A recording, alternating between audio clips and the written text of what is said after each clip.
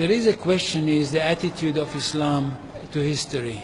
And in fact, what we find, the basic attitude is that all history is in fact an Islamic history.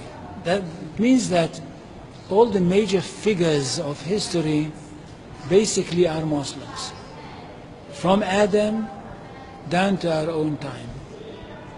So if the Jews or the Christians are demanding something and basing it on the fact that there was a king called Solomon, or a king called David, or a prophet called Moses, or Jesus, then of course what they are doing, they are saying something which is not true, or in fact they don't know that all these figures were basically Muslim figures.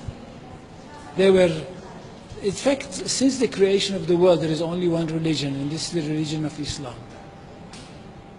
So if anybody says, look, there is a place which is connected with Solomon, and that's the place where the Temple of Solomon stood, a true Muslim would tell you, yes, absolutely right, but don't forget that Solomon was a Muslim, and David was a Muslim, and Abraham was a Muslim, and Isaac was a Muslim, and Jesus was a Muslim.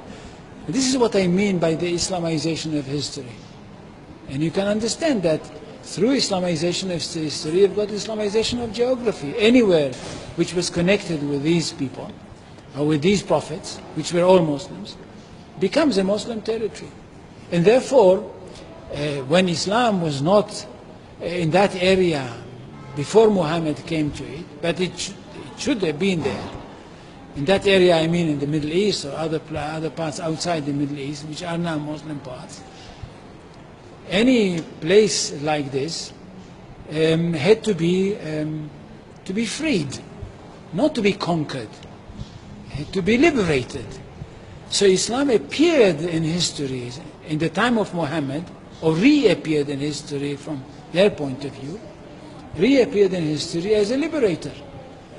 And therefore there is no Islamic occupation. If somebody occupied anything, it would be always somebody else, not the Muslims. So there is no Islamic occupation, there is only Islamic liberation.